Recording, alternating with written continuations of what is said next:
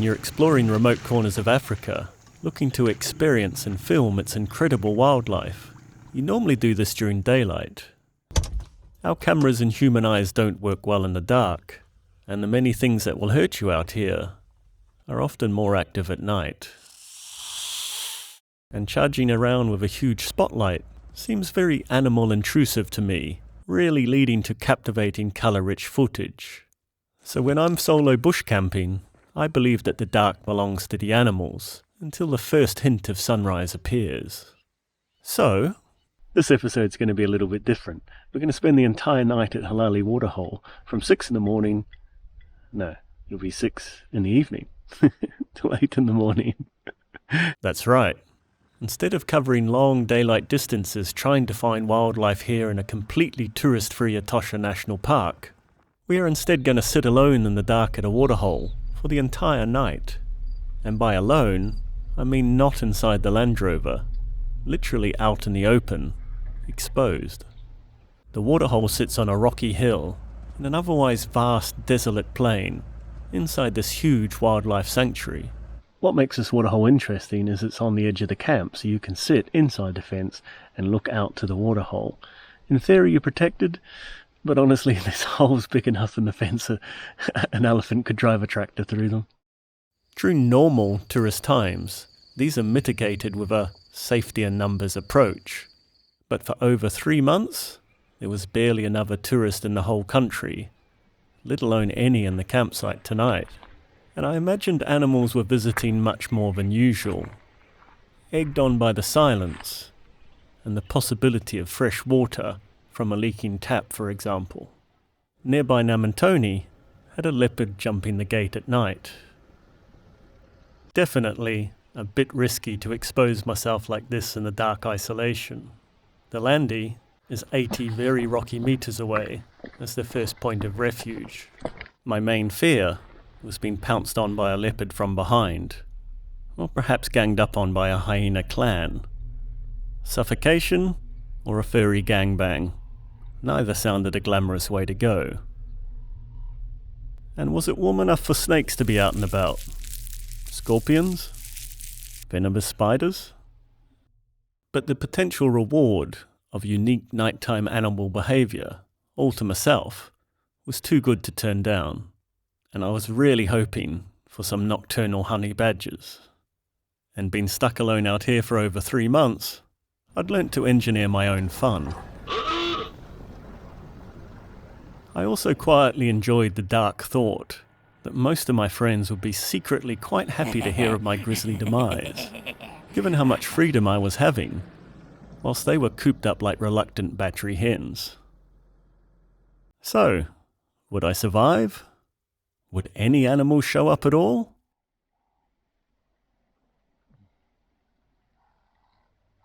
Ultimately, this is it. Why all of us are here. A small pool of stagnant, feces-infested water, riddled with flies and bacterial larvae.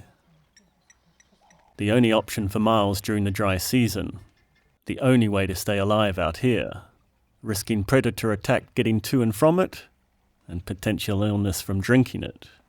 Or in some of our cases, investing half of your life savings just to get here for this moment.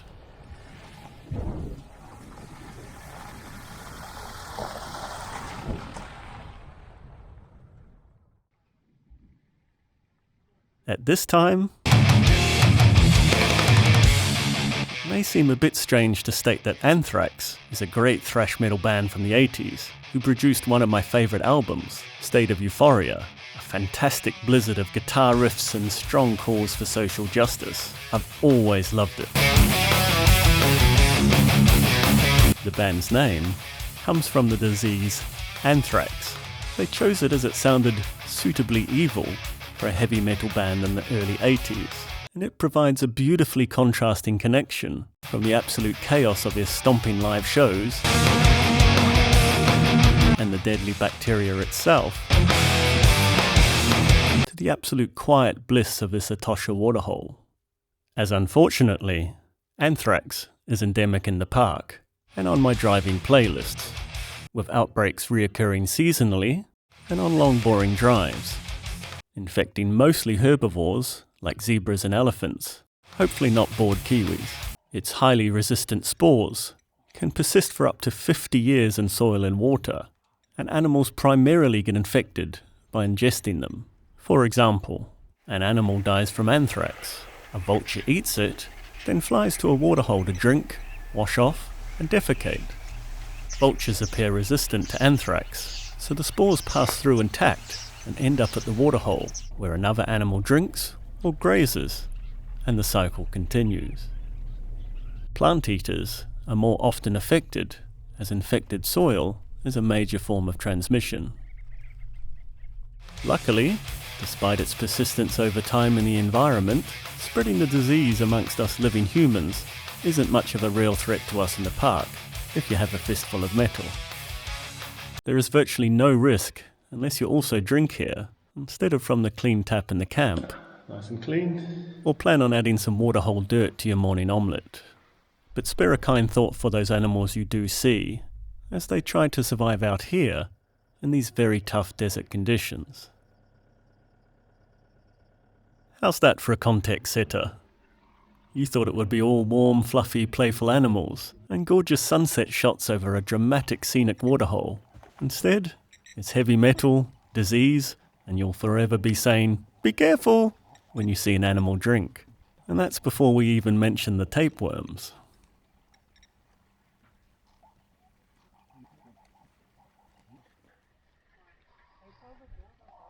Anyway, let's ignore the rest of the gory medical science stuff for now, as somehow, despite the best efforts of the very smallest waterhole inhabitants, an actual living, breathing, and easily visible animal has turned up as we settle in for an exciting night.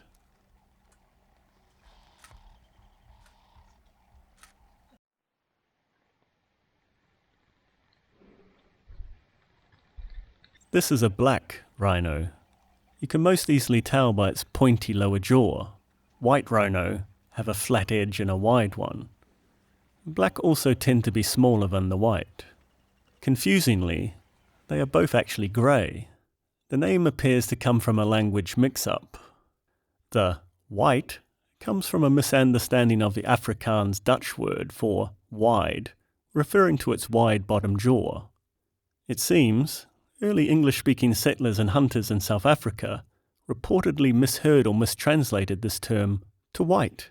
So by default, the other one with a sharp pointy bottom jaw became black. The impending darkness is not easily helping us determine if it's a male or female.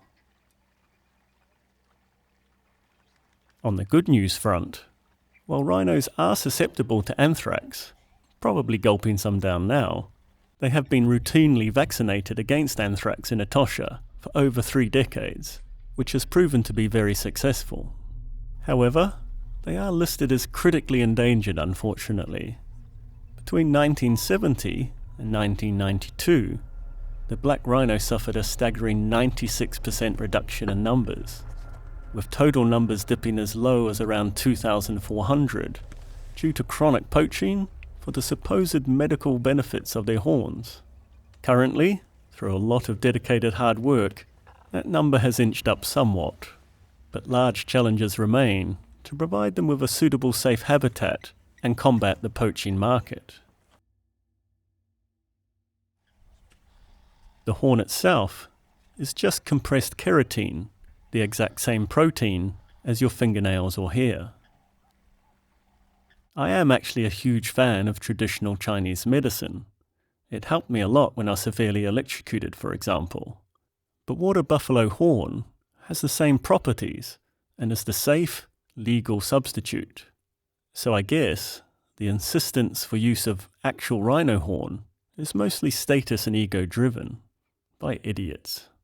Either way, it never ceases to confuse me why anyone would be willing to kill such an interesting and rare animal just to drink toenail tea. Total and utter losers.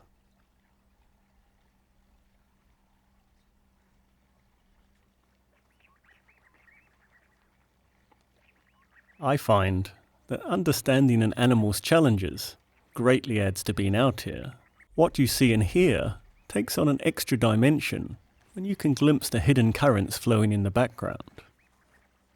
It was already a special time in world history, at a special place in the world, so having an endangered species turn up for an extended stay made the diseased risks I was personally taking to be here and film this melt away in the background.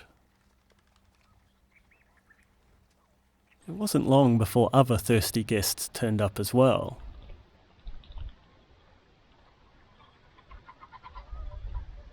Spotted hyena, always sharing the prize for the most beautifully weird creatures out here.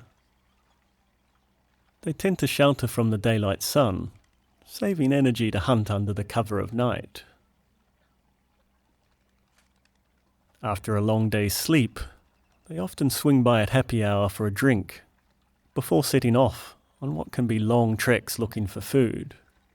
Or, like tonight, parts of the clan hang out at the Waterhole, patiently hoping some tasty morsels present themselves easily. Use of the night gives them real advantages.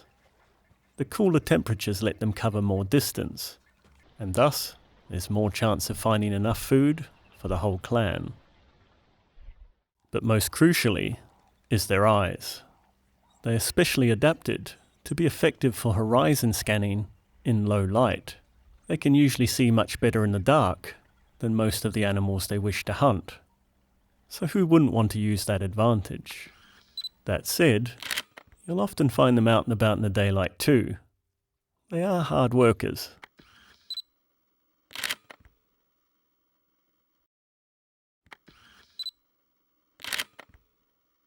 Often dismissed as mere scavengers, they are in fact primarily brutally effective hunters in their own right.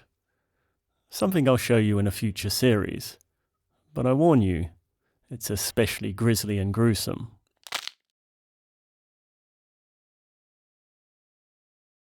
Watching the first visitors to the Waterhole was captivating and calmed my nerves a little bit as the dark completely took over.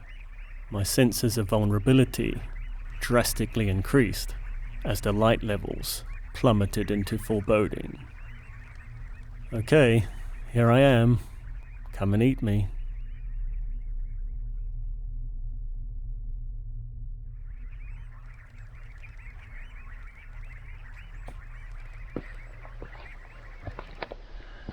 Just having a quick walk around to keep awake, to be honest. It's not very cold, which is good. I've only got a t-shirt on, but plenty of mosquitoes. So just having a quiet crawl around on the rocks. A little bit nervous about being crept up on by a leopard, to be honest. So just keeping my wits about me. What most calmed me was that in normal times there was often a lot of tourists here each night. So the animals were used to these viewing areas, being full of us smelly, noisy, two-legged creatures, and had probably learnt to keep away. Nevertheless, it was a constant inner battle between calm and alarm. It would all be fine. No, it wouldn't. It will be all okay. Certain death, that noise is certain death.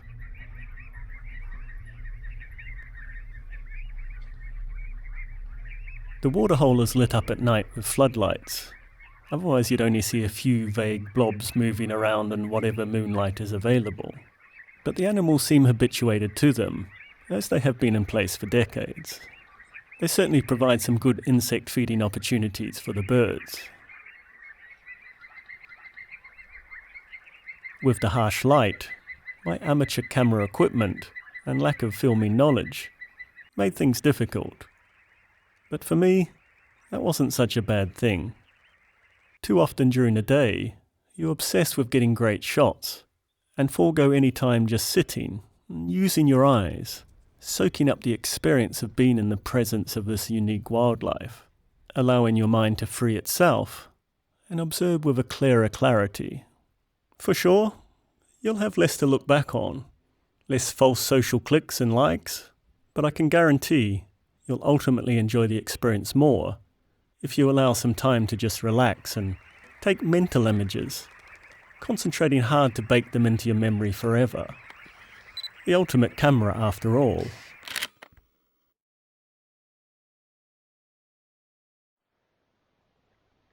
I also concentrated on remembering the sense of vulnerability, the harsh knowledge that nobody in the whole world knew I was sitting here. Nobody was going to rescue me if attacked, or if I tripped and broke an ankle. Some humbling thoughts when we are so used to a safety-cocooned, walled-off indoor existence. This is how our ancestors lived, and evolved the bush survival senses we are still subconsciously using today. It was oddly nice to be in touch with them, in a natural setting for a change. Hello, friends. You may be wondering what I'm actually going to do if a leopard or something nasty turns up. Well, I've actually got a small machete that I'll leave by the camera. And I actually sleep with that in my tent. It's mainly used, not in Etosha, but it's mainly used for baboons. They come first thing in the morning and they sort of jump on the tent and walk along the side. So what I do is I use the flat side, not the sharp side. Flat side just to whack the tent when they're next to it and give them a bit of a fright. And that's something, in this sort of situation. Don't want to hurt an animal, but I need to protect myself. But the main thing that I'd use is this. It's a very small but extremely powerful LED light. My friend calls it the sun. So lights are a very effective deterrent for a lot of animals.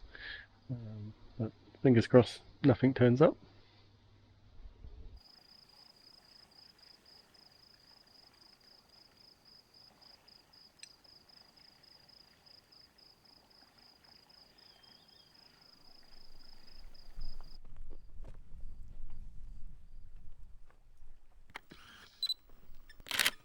Black rhinos are typically reclusive loners, fiercely quite territorial, avoiding close contact with others, except for mothers with calves or during mating. However, during these hours of darkness, something special happens. They slowly gather at Etosha's waterholes to drink, often in loose groups up to 10 strong. In this harsh, semi-arid world, the precious water seemingly calms even the grumpiest rhino into an attempt at social activity. The gatherings can have a semi-relaxed, awkward social vibe. Along with quenching their thirst, they may unusually stand quite close together, sniff each other with curiosity, engage in mild sparring, or even display pre-mating rituals like circling, nudging, and vocalizing. It's a stark contrast to their normal daytime aggression. And tonight, we have the pleasure of witnessing one. They seemingly help in social bonding or mate finding without the daytime risks. A good alternative to Tinder, I guess. Though old habits can sometimes die hard.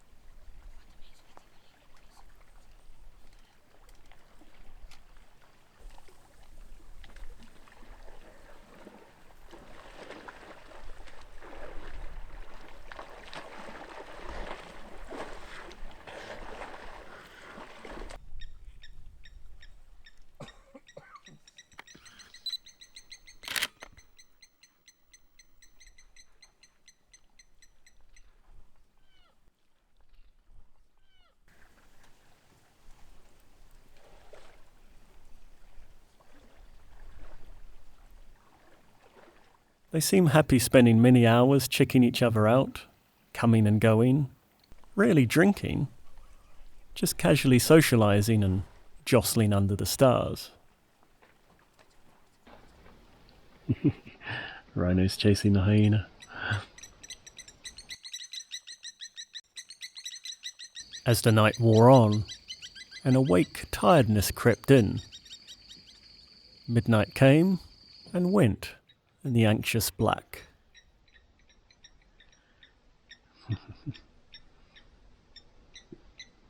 On normal tourist nights, most visitors would be gone by now. Anything wanting to scavenge here would likely appear now as we approach the witching hour. A few squashed Doritos make a tasty change for a hyena. There were quite a few hours when nothing came to visit, just mysterious sounds and dark tension to sit with. Best to move around a bit to relieve it, help keep your nerve.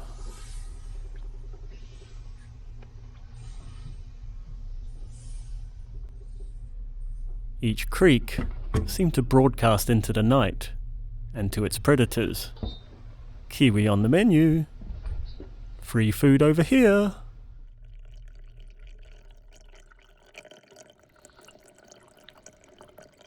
The gurgling you can hear is the water running down the mountain. I think they have a water tank up there. They collect the water, and at night they feed the waterhole to keep it topped up, otherwise it would have dried out by now.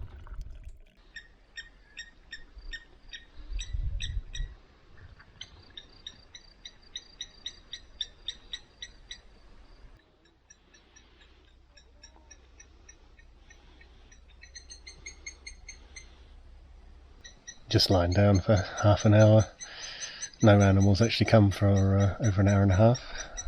The odd jackal, the odd hyena, and the rhino sort of mucking about slowly, but they're not doing anything interesting anymore.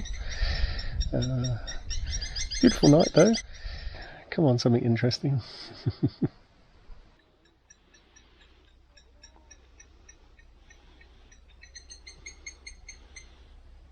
The time went both slowly and quickly.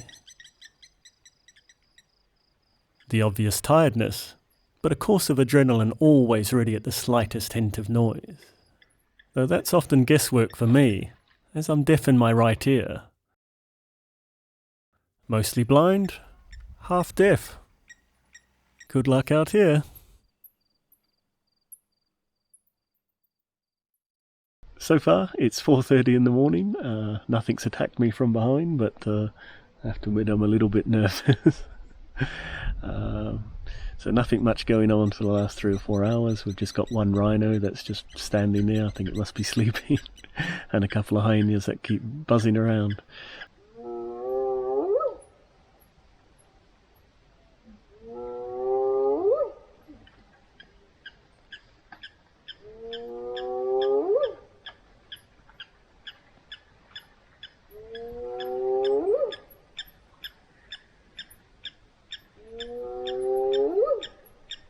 Looks like I might survive the night, hopefully. It's been fascinating to sit and watch, but also a little nerve-wracking.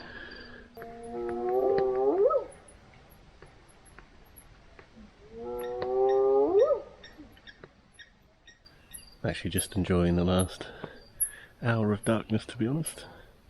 Doesn't seem like much happens 4, 5, 6 in the morning. And from my experience, not much happens in the first hour of sunrise either. Things sort of wait until it's properly light before they sort of venture off and find water. But maybe we'll strike it lucky. Maybe something interesting will turn up in the next couple of hours. Other than that, it's been a fairly slow, painful night. Well, not painful, just, it's a bit disappointing when nothing comes. It's been an interesting experience though. Normally I'd stay to the waterhole till, 11 o'clock maybe. So yeah, it's been fascinating to sit here all night and see what comes and goes.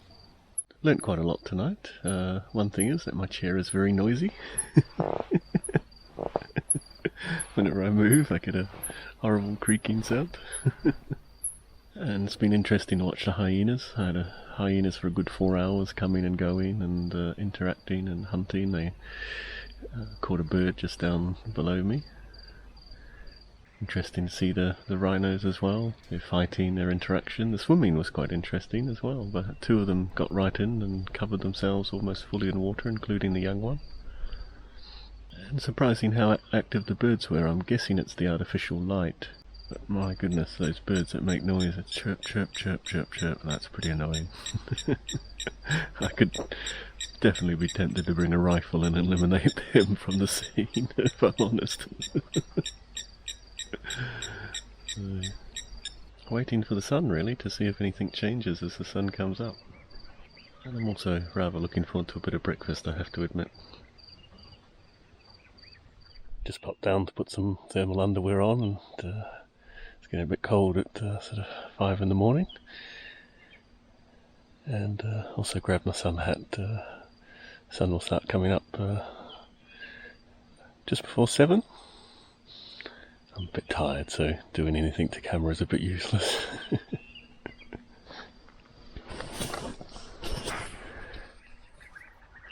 First little bit of light's creeping out, and the birds have woken up and going a little bit mad down there. Here comes the sun. Here comes the sun. In about an hour. Soon-ish. As it's getting slightly lighter, I'm just exploring along the fence line.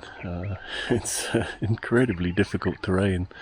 The rocks are just sharp and jagged and difficult.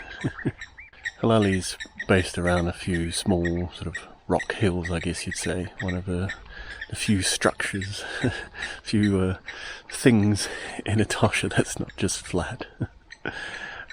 So yeah, you can see it from a long way away. It's quite interesting. Oh, getting nice and light now. It's I don't know what it is, I'm too tired to know what it is. Anyway, it's getting light. That's good enough. That's an update. Done.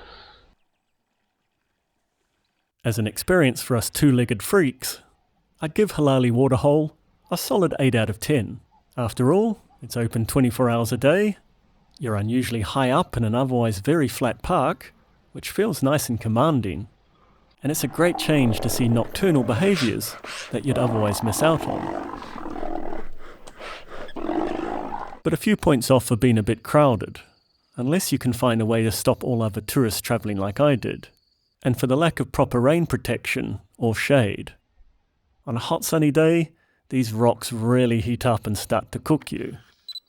So watch out for the hyenas when you're done. For predators, let's go for a low 3 out of 10. The large camp boundary reduces attack and ambush avenues somewhat, and the constant commotion we create mean it's probably seen as a busy waterhole by them. So why not just hang out at a much quieter one?